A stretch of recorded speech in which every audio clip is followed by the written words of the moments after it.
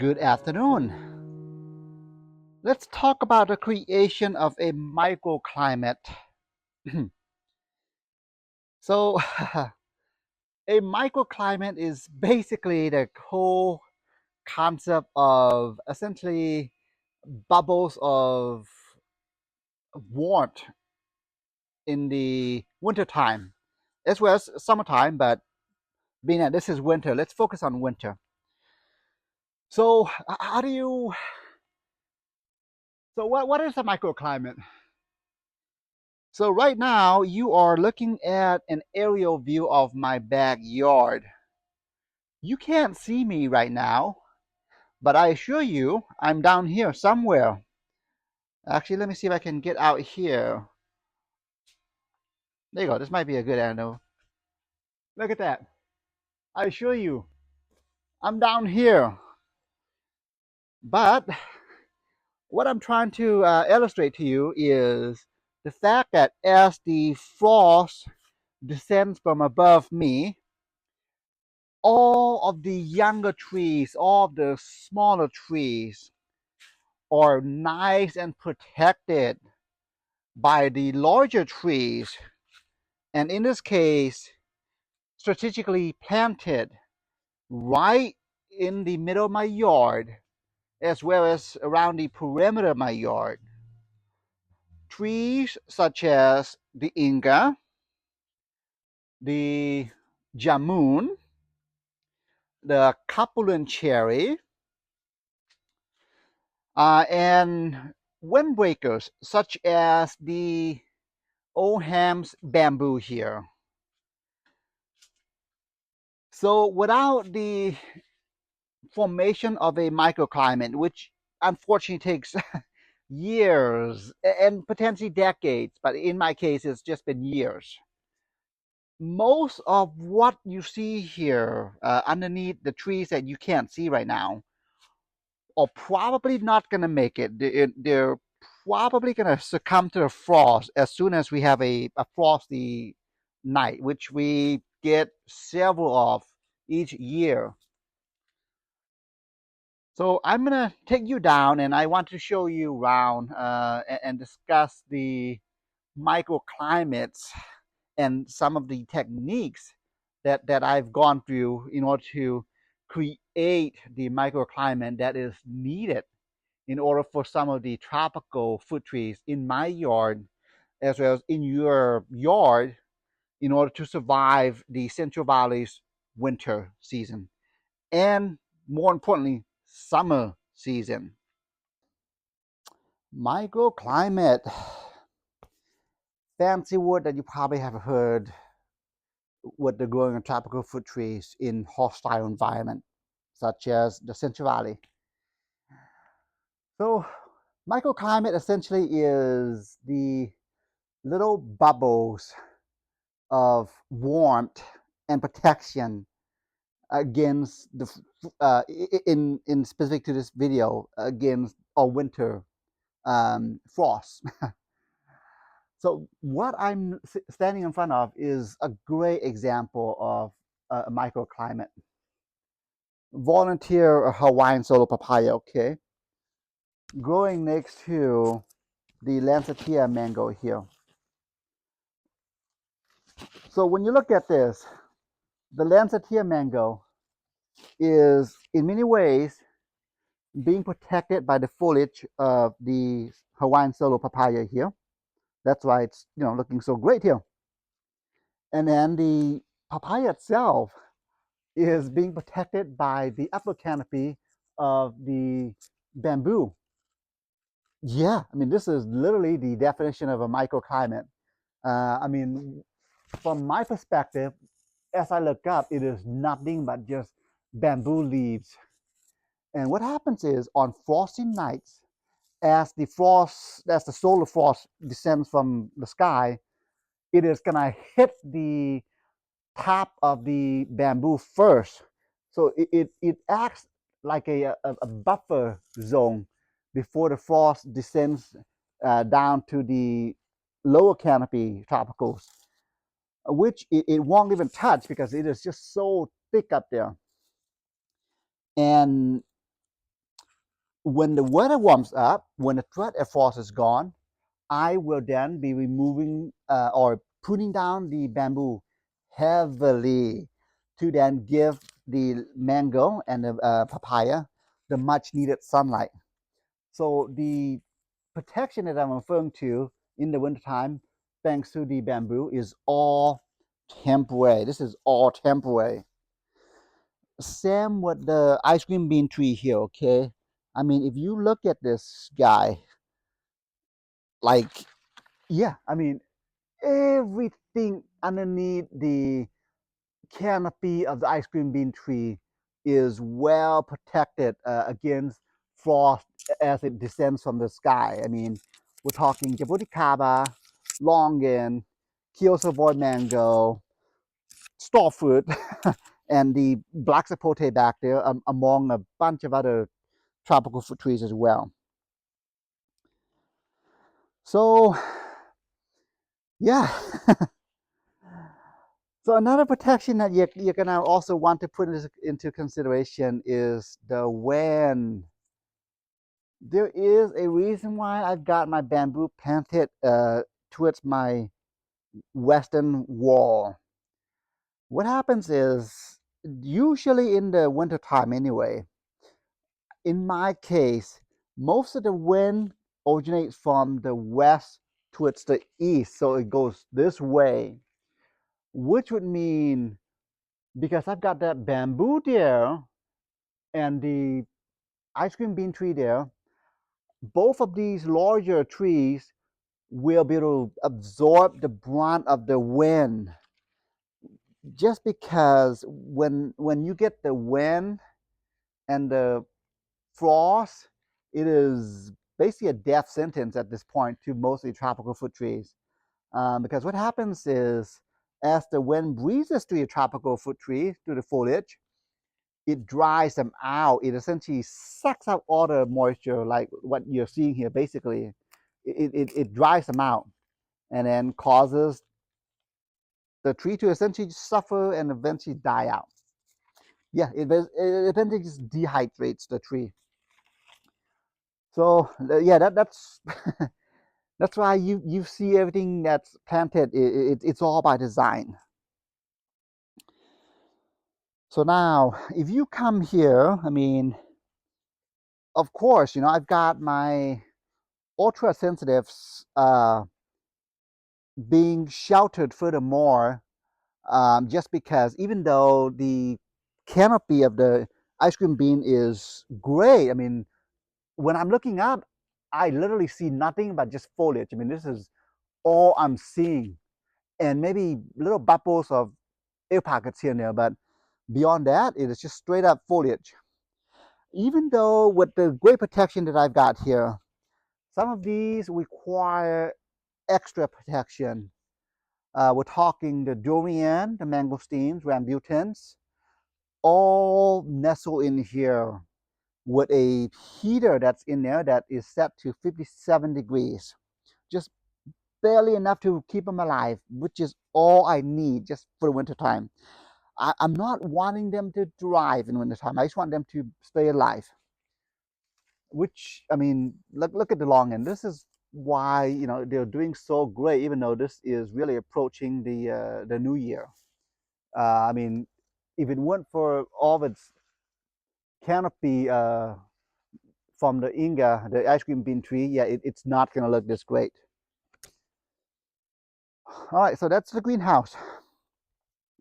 Of course, there is then the other greenhouse here that I have set up to help some of my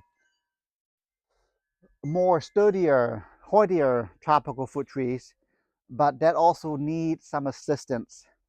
If you come here, let me show you. So even with this greenhouse that I've erected, you're still going to see trees that are going to struggle. Soursop. I mean, this guy does this every year. He's very dramatic. Same with the sugar apple. Yeah, these guys are just, they prefer warm climate, let's just say, something that we don't have here. But uh, my goal again is I just want these guys to stay alive. I don't really, it doesn't concern me that they're stressing out, um, because what happens is generally when the weather warms up, yeah, these guys bounce back. So as long as they are kept alive, I'm okay with them stressing out like this. I mean, like, you know, melee apple. Yeah, even though it's incredibly humid in here, um, yeah, these trees are they're stressing out. Just again, it's these guys prefer warmer climate than what we have. So, which is why I'm needing to support them with the greenhouse, heated greenhouse. So I should mention specific to this greenhouse, um, it's a bit more forgiving just because these are a bit more hardier tropicals. So in this greenhouse, I've got the temperature set to 45 degrees. So an experiment, look at the difference, okay? Mango tree that's kept inside greenhouse, nice looking foliage, right? Compared to its neighbor here, just right outside the door. Yeah, I mean, this is what you're dealing with. This is unprotected, somewhat unprotected, I should say. So what I mean by that is, in addition to the greenhouse, everything inside the greenhouse being kept nice and warm, the heat will radiate through the plastic to the outside, which in turn keeps everything near its perimeter nice and warm as well. We're talking a couple of degrees, but a couple of degrees is often enough to keep these guys alive during the winter time. I mean, that's how you're able to see like the red apple there, red custard apple there, along with the Manila tamarind there. They're they're not looking great, but they're not dying. And again, we're going to the new year, so a few more months of frost to go. All right, so those were focusing mostly on frost protection. So now, if you follow me, let's talk about keeping your trees warm. So how do I do that? If you stay right there, this is the strategy that I've employed in order to keep my trees warm and alive. I know I've made dedicated videos discussing the huge benefits of mulching, but this is how much mulch I've had to apply. This is the ground, this is the mulch. Yes, I'm essentially giving the ground a blanket, because most people, when they think of warmth, they focus mostly on the sun shining on the ground, sun shining on the foliage of the trees, keeping nice and warm, okay? But you are forgetting that deep underneath us, there exists a spinning ball of magma, spinning ball of core, the core of the earth keeps it nice and warm, and that warmth radiates up to the ground level, not by much, but when you combine the amount of mulch that I've got here, it traps that warmth that's emanating from the ground, keeping the roots of trees nice and warm. So yeah, you're gonna want to mulch the heck out of your property. The more, the merrier. I mean, that's how you're able to, keep some of these mangoes here. I mean, this is brand new. I mean, this was just planted just early in the year, nice and healthy looking. I mean, yeah, you're gonna want to mulch. That's essentially it. So now, going back to frost protection really quick. Actually, let me show you. Sometimes This is all it may take. I mean, if you come here, you know, figs, these are by design, they need a coal. So check it out. All right, you ready? This is what I have to do for some of my more sensitive trees, my mature sensitive trees. Wax bamboo. It's got its own dedicated greenhouse. Very much alive, obviously. If you come here, actually, I wanted to show you the temporary structure that I've made. I mean, obviously, this is not up against the wall, but you see that vent there? That's my laundry vent. So anytime I do laundry, it pumps up nice warm air, and the whole idea is it then gets trapped in here. Essentially, it's a win-win anytime I do laundry because it keeps my, the wax shampoo nice and warm. So I'm gonna go and take you to the front where I've got just a few more examples to show you. So speaking of wind protection, okay, store fruits. See my neighbor's property behind me? It is essentially blocking the brunt of the wind because that's west. So thanks to the house, yeah, both of these guys, which are at all not wind resistant, these two trees, not a fan of the wind. Thanks to my neighbor's house there and my house, keeps both of these nice and warm and also protected against the western wind. So that's why these are strategically planted here. Sometimes this is all that's needed. I mean, it's a greenhouse. So yes, thank you, Dr. Pepper. Yeah. And you know what? It is enough to keep this wax bamboo living. So the the thing that I want to talk about is the planting of your trees. My front yard, this is the southern facing side of my property. Actually, if you come here, let me show you this really quick. If you stand from that angle, from there, so that's east, that's west. The sun shines from the east, goes above me, and sets in the west. That's where the sun is at right now. Everything that you see here gets morning sun and then afternoon shade. So what you see here is mango, cherimoya, guava, of course, longan, mango, and the ice cream bean. So which would mean essentially what I'm trying to convey is all the trees behind me on the west side are the taller, larger trees that can take the brunt of the heat. Actually, if you come here, this is hopefully maybe a good example. Like, look at it. Actually, if you come from that angle,